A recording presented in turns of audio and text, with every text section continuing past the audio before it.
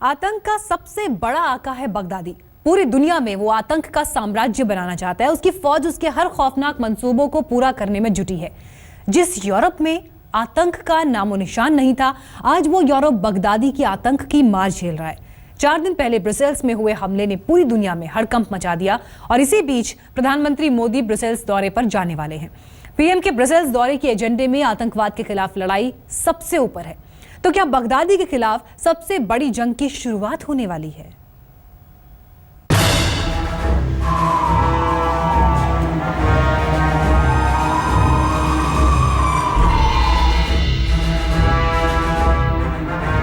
यूरोपीय देश बेल्जियम की राजधानी ब्रसेल्स पर नजर दौड़ाइए।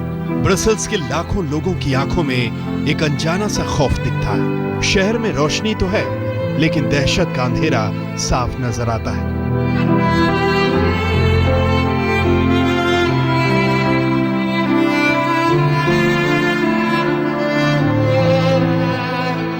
लेकिन महज एक हफ्ते पहले ना तो ब्रसेल्स की सूरत ऐसी थी, ना ही यहां लोगों के मन में कोई खौफ था। एयरपोर्ट पर लोग बड़े सुकून से आते जाते थे। सिक्योरिटी तो हुआ करती थी, लेकिन सुरक्षा इंतजाम आतंकी हमलों को रोकने के लिए नहीं थे। शहर में भी दूर दूर तक पुलिस के जवान या सुरक्षा कर्मी नजर नहीं आते थे। ट्राम या मेट्रो में बड़े आराम से आइए और जाइए, ना कोई खौफ, ना कोई दहशत।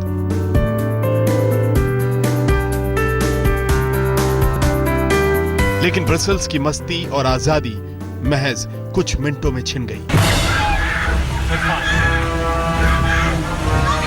22 मार्च को एक के बाद एक 3 धमाकों ने ब्रसेल्स में कोहराम मचा दिया। हालांकि पेरिस हमलों के बाद से ही ब्रसेल्स पर आईएसआईएस का खतरा मंडरा रहा था, लेकिन 22 मार्च को आईएसआईएस से जुड़े आतंक के ठेकेदार अपने नापाक मंसूबों में कामयाब हो गए।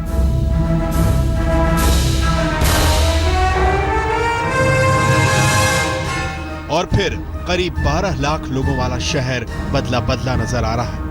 अब चप्पे चप्पे पर सुरक्षा कर्मी दिखाई देते हैं। हर एक आने जाने वालों पर सुरक्षा एजेंसियों ने अपनी पैनी निगाह जमा रखी है। मेट्रो में आने जाने के लिए कड़ी सुरक्षा चेकिंग से गुजरना पड़ता है।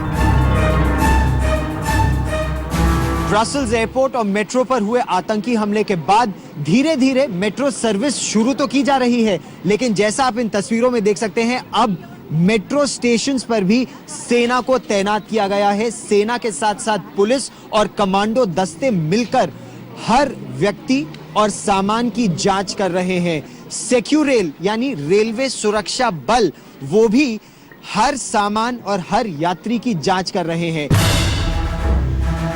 ब्रसेल्स की सुरक्षा एजेंसियों के सामने फिलहाल कई तरह की चुनौतियां हैं। सबसे पहली चुनौती आतंकी हमले के गुनहगारों को ढूंढने की है। दूसरी चुनौती आतंकियों की कोई नई साजिश नाकाम करने की है। तीसरी चुनौती ब्रसेल्स को आईएसआईएस से बचाने की है।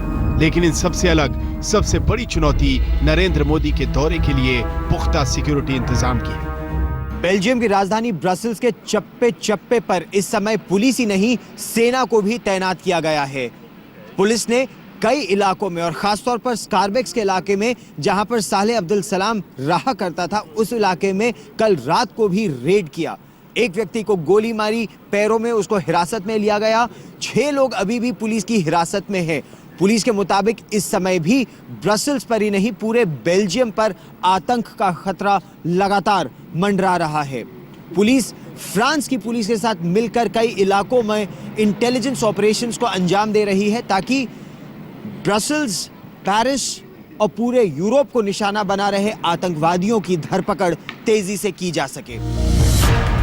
आतंकी हमलों के बाद कयास लगने शुरू हो गए थे कि नरेंद्र मोदी की बेल्जियम यात्रा टल सकती है, लेकिन विदेश मंत्रालय ने फौरन साफ किया कि प्रधानमंत्री तय दौरे के मुताबिक 30 मार्च को यूरोपीय यूनियन की बैठक में शामिल होने बेल्जियम की राजधानी ब्रसेल्स पहुंचेंगे। Mission in Belgium is closely monitoring the situation. They have already issued helpline numbers. Let me now also brief you on the 3 visits that Prime Minister is going to be undertaking fairly soon. His first visit, in fact, will be to Belgium.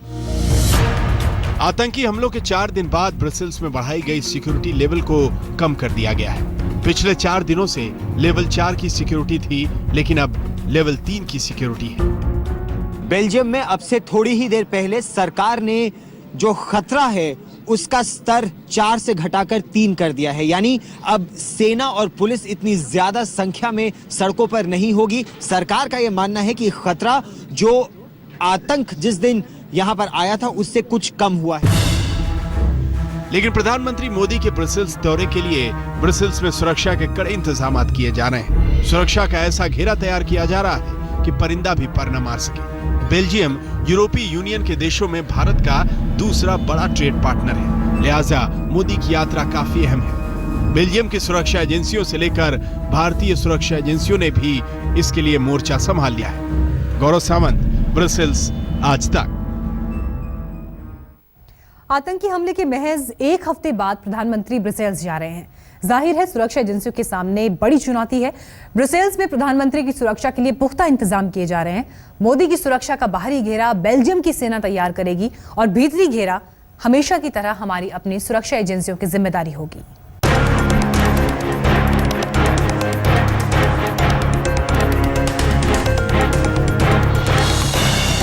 एक बार फिर America की यात्रा पर जा रहे हैं प्रधानमंत्री नरेंद्र मोदी। लेकिन 1 अप्रैल को वॉशिंगटन पहुंचने से पहले मोदी ब्रसेल्स में होंगे। जी हां, उसी ब्रसेल्स में जहां बगदादी के रंगरूटों ने 22 मार्च को एक के बाद एक 3 धमाकों को अंजाम दिया।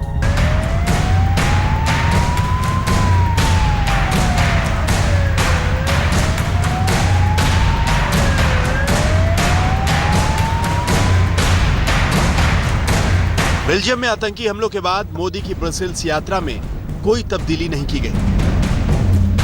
तो सवाल ये कि मोदी के दौरे के लिए ब्रसेल्स में सुरक्षा के क्या इंतजाम किए जा रहे हैं? आईएसआईएस के खतरे से निपटने के लिए सुरक्षा एजेंसियां क्या कर रही हैं? ब्रसेल्स में मौजूद आज तक के संवाददाता गौरव सावंत ने प्रधानमंत्री की यात्रा के लिए किए जा रहे सुरक्षा इंतजामों की तमाम जानकारियां जुटाने की कोशिश की, तो पता चला कि ब्रसेल्स में प्रधानमंत्री मोदी की सुरक्षा के लिए बेल्जियम की सेना की तैनाती की जाएगी।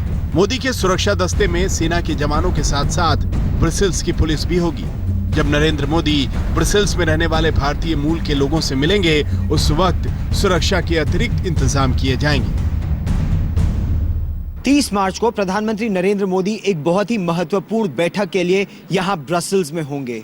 सुरक्षा वैसे ही यहां बढ़ी हुई है, लेकिन प्रधानमंत्री नरेंद्र मोदी के लिए खास तौर पर इंतजाम किए जा रहे हैं। वो जहां जहां जाएंगे सेना को उस इलाके में पहले ही तैनात किया जा रहा है। इसके अलावा प्रधानमंत्री नरेंद्र मोदी यहां एटोमियम नाम की एक जगह पर भारतीय समुदाय से भी मिलेंगे। 5000 से ज्यादा भारतीय समुदाय के लोग वहां इकट्ठा होंगे। उस हॉल को अभी ही सील किया जा रहा है। सुरक्षा की वजह से हम सभी चीजें तो उजागर नहीं कर सकते, लेकिन इलेक्ट्रॉनिक इंटेलिजेंस और टेक्निकल इंटेलिजेंस पर खास ध्यान दिया जा रहा है। सूत्र बताते हैं कि मोदी के ब्रसेल्स दौरे में सुरक्षा इंतजाम सिर्फ बेल्जियम की सुरक्षा एजेंसियों के हाथों में नहीं रहेगा, भारतीय सुरक्षा एजेंसियां भी तैनात होंगी। खबर है कि मोदी की यात्रा से पहले करीब 2 दर्जन एसपीजी और सुरक्षा अधिकारियों का दस्ता ब्रसेल्स पहुंच गया है। पीएम की सुरक्षा में लगे एसपीजी जवान F2000 assault rifle, Glock pistol से लैस होते हैं। साथ ही उनके पास P90 माइक्रो मशीन पिस्टल भी होती है। खुफिया एजेंसियां रॉ और आईबी एसपीजी की सुरक्षा इंतजामों को लेकर लगातार अपने इनपुट देंगी। राष्ट्रीय सुरक्षा सलाहकार अजीत डोभाल भी ब्रसेल्स में अधिकारियों के संपर्क में रहेंगे। सिद्धांतिक तौर पर इतना अवश्य कहा जा सकता है कि सरकार ने आतंकवाद को लेकर के जीरो टॉलरेंस की नीति का पालन किया और सारा विश्व अब इस नीति को समझने लगा है और वो भी समझते हैं कि यही सही ढंग है। मोदी की ब्रसेल्स यात्रा आतंकी धमाकों के महज एक हफ्ते बाद ही हो रही है, लिहाजा सरकार चौकन्नी है और सुरक्षा एजेंसियां अलर्ट। जब प्रधानमंत्री ब्रसेल्स दौरे पर जाएंगे तो उनके सुरक्षा दस्ते में विशेष तौर पर ट्रेन किए गए कमांडो की तादाद बढ़ाई जाएगी। प्रधानमंत्री के सुरक्षा घेरे में एंटी टेरर स्क्वाड भी शामिल होगा। प्रधानमंत्री नरेंद्र मोदी जिस कार में बैठेंगे उसमें special anti terror vision device लगी होगी। साथ ही प्रधानमंत्री की कार ग्रेनेड या रॉकेट लॉन्चर के हमलों से विफल करने की तकनीक से लैस होगी। प्रधानमंत्री नरेंद्र मोदी का ब्रसेल्स दौरा काफी अहम है, क्योंकि वहां एक बार फिर दुनिया से आतंकवाद को मिटाने की बात होगी। एक बार फिर मोदी आतंक के खात्मे की वकालत करेंगे और आतंक के आका यानी बगदादी की बौखलाहट बढ़ेगी। गौरव सावंत, ब्रसेल्स, आज तक। प्रधानमंत्री को जब पेरिस जाना था तो बगदादी ने उससे पहले पेरिस पर हमले किए। अब मोदी की ब्रसेल्स यात्रा से पहले धमाके हुए। कहीं ऐसा तो नहीं कि आतंक का सबसे बड़ा आका बगदादी भारत की मुहिम से घबरा रहा है, क्योंकि नरेंद्र मोदी लगातार आतंकवाद के खिलाफ पूरी दुनिया को एकजुट करने की कोशिश में लगे हैं। 13 नवंबर 2015 आतंकी हमले से दहल गया पेरिस। आईएसआईएस ने ली हमले की जिम्मेदारी। 30 नवंबर 2015 पर्यावरण सम्मेलन में हिस्सा लेने पेरिस पहुंचे प्रधानमंत्री नरेंद्र मोदी। 22 मार्च 2016 ब्रसेल्स में एक के बाद एक 3 धमाके, आईएस ने ली हमले की जिम्मेदारी। 30 मार्च 2016 यूरोपीय यूनियन की बैठक में हिस्सा लेने ब्रसेल्स पहुंच रहे हैं नरेंद्र मोदी। ये महज इत्तेफाक है या फिर कुछ और कि मोदी की यात्रा से इन पहले बगदादी की आतंकी फौज यूरोप में अपनी धमक का एहसास करा देती है। आखिर क्यों प्रधानमंत्री की पेरिस यात्रा से महज 15 दिन पहले बगदादी के रंगरूटों ने पेरिस को दहला दिया और करीब 4 महीने बाद जब प्रधानमंत्री नरेंद्र मोदी की ब्रसेल्स यात्रा का वक्त आया तो बगदादी ने ब्रसेल्स की सूरत बदल दी। कहीं ऐसा तो नहीं कि प्रधानमंत्री की यात्रा से पहले आतंकी हमलों को अंजाम देकर आतंक का सबसे बड़ा आका भारत को कोई बड़ा संदेश देने की कोशिश कर रहा है। जानकार मानते हैं कि यह मुमकिन है क्योंकि जब से नरेंद्र मोदी प्रधानमंत्री बने हैं आतंकवाद के खिलाफ मुहिम छेड़ रखी है। 30 साल से दुनिया को डंके की चोट पर हिंदुस्तान कहता रहा कि आतंकवाद मानवता का दुश्मन है। अब पूरी दुनिया आज हिंदुस्तान की उस बात को मानने के लिए मजबूर हुई है कि आतंकवाद ये मानवता का दुश्मन है और मानवता में विश्वास करने वालों को एक आना अनिवार्य हो गया है। ये बात आज दुनिया के खड़े उतारने में हिंदुस्तान सफल हुआ। मंच चाहे संयुक्त राष्ट्र का हो या फिर पर्यावरण सम्मेलन का, मुलाकात चाहे अमेरिकी राष्ट्रपति से हो या फिर फ्रांस के राष्ट्रपति फ्रांसवा होलांद से, मोदी आतंकवाद के खात्मे को लेकर माथापच्ची जरूर करते हैं और शायद यही बात बगदादी को डरा रही है। बगदादी को एहसास हो रहा है कि दुनिया भर के नेताओं में आतंकवाद के खिलाफ नरेंद्र मोदी सबसे मुखर है। बगदादी जानता है कि पिछले 2 सालों में दुनिया के देशों में भारत का कद बढ़ा हुआ है, लिहाजा बगदादी को पता है कि आतंकवाद के खिलाफ सच्ची लड़ाई सिर्फ भारत ही छेड़ सकता है। भारत आतंकवाद के खिलाफ लड़ाई के लिए बड़ी रणनीति तैयार कर रहा है। We must also deal with the changing character of terrorism that has made it less predictable and more diffuse. We source a large part of our energy from the same region that faces instability and uncertainty future.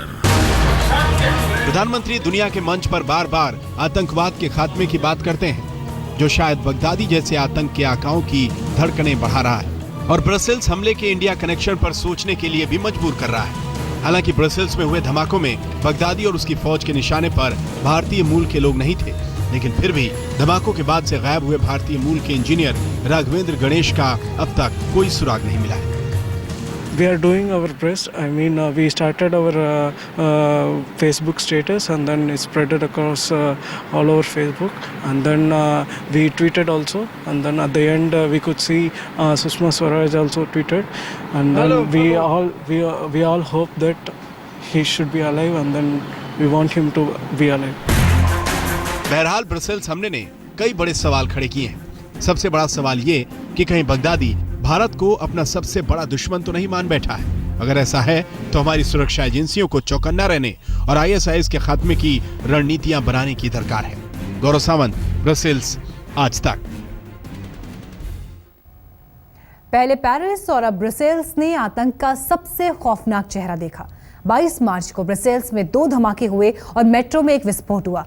200 से ज्यादा भारतीयों ने भी मौत के उस मंजर को करीब से देखा। ब्रसेल्स में फंसे भारतीयों ने लौटकर बगदादी के आतंक की जो कहानी बयां की, वो दहलाने वाली है।